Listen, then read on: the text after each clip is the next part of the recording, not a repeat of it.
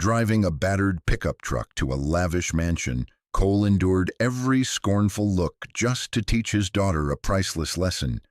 People who love us don't need to know what we have. The laughter cut through the dining room like shattered glass. Judith Ashford tilted her wine glass toward the man in the worn flannel shirt, her smile dripping with pity. Still driving that old pickup, Cole? You know, Veronica would have wanted better for Rosie. Around the table, silk dresses and designer watches gleamed, highlighting the vast divide between the Ashfords of Greenwich and Cole Brennan.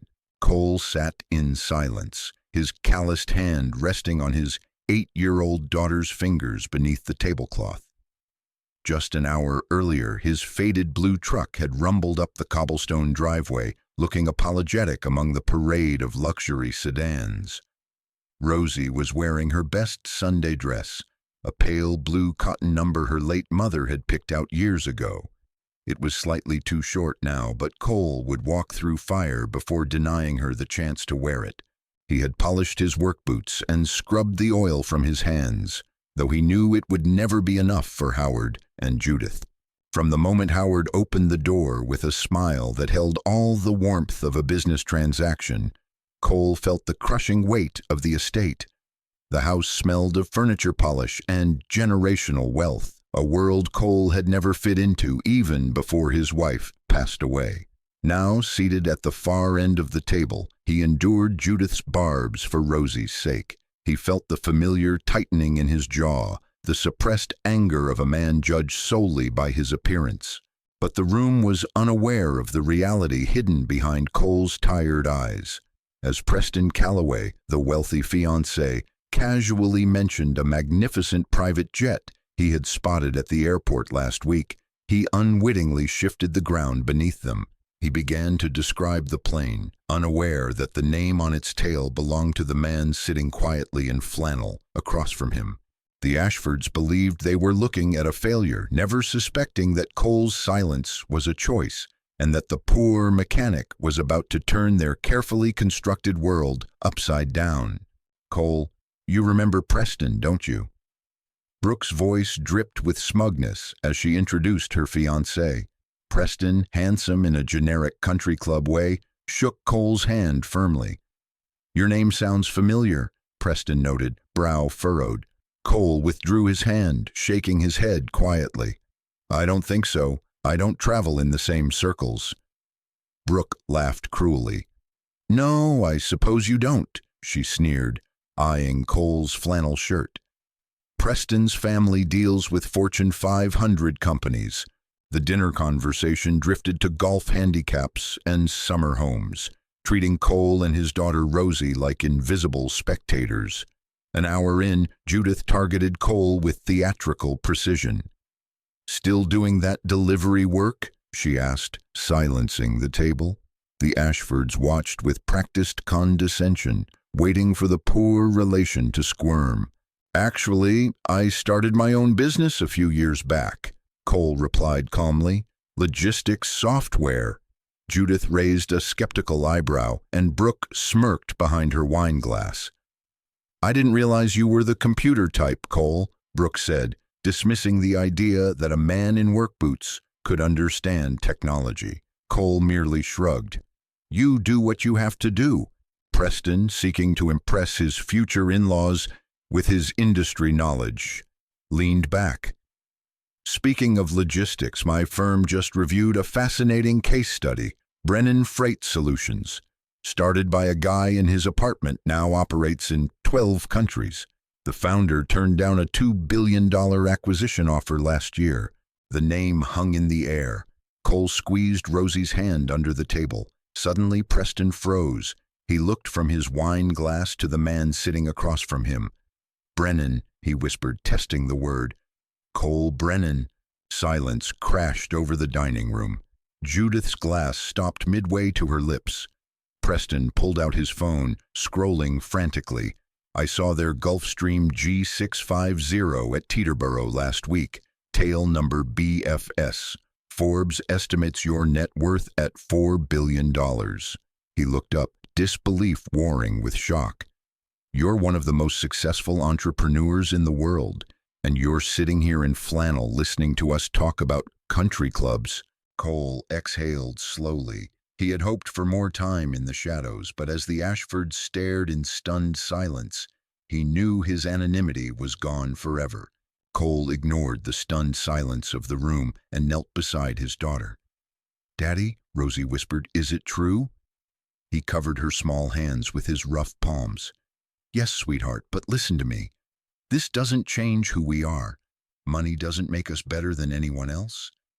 Rosie nodded slowly, recalling the lessons he had instilled in her since Veronica died. "I wanted you to learn that before you knew about the money," he added softly. "People who love us don't need to know what we have." "Cole?" Judith's voice cut through, sharp with indignation. "Why didn't you ever say anything all these years?" Cole stood up, meeting the gazes of the family who had scorned him for a decade. "Because I wanted to know who would be there for my daughter when they thought I had nothing. I needed to know who loved Rosie for herself, not for what she might inherit." The realization hit Brooke visibly. Terror replaced her smugness as she replayed every cruel insult she had flung at a billionaire. Howard, however, immediately pivoted. "Cole," he said, his tone suddenly respectful, "perhaps we got off on the wrong foot. Stay for dessert? We could discuss business contacts." Cole almost laughed at the transparency. Respect had just been purchased, not earned. "No, Howard, Rosie has school." He lifted his daughter onto his hip, shielding her from their greed. "But we rarely see her," Judith pleaded, desperation creeping in. "I could visit you. I've never even seen your home." Cole paused at the doorway. He thought of the lonely years of struggle when the Ashfords were nowhere to be found. "Our home is wherever we make it, Judith. It was a studio once. Now it's a house with a yard. But the address never mattered." He tightened his hold on Rosie. "Visits would have been nice 5 years ago when she asked why you never came. We've built our own life now, and I'm not sure there's room for people who only show up when they find out we're worth something." With that, Cole walked out of the mansion, leaving the Ashfords alone with the crushing weight of what they had lost. The silence of the grand foyer followed them out into the cool evening air. Cole buckled Rosie into her booster seat, his heart aching as he saw the exhaustion in her eyes. "Daddy," she murmured, "are you sad that they were mean to us?" Cole considered his answer carefully. "I am a little sad," he admitted, "but mostly because they couldn't see what was really important. Love, family, and the people who show up for you when things are hard, not just when you have something to give them." As his old truck rumbled down the driveway, leaving the Ashford estate in the rearview mirror, Cole reflected on the irony of the evening. He knew that if he had revealed his success earlier, the insults would have turned into praise. His flannel shirt would have been seen as charmingly eccentric rather than embarrassingly poor. But he had kept his secret to see the truth of their character. He needed to know how they treated a man they believed was beneath them. Now he knew, and unfortunately so did Rosie.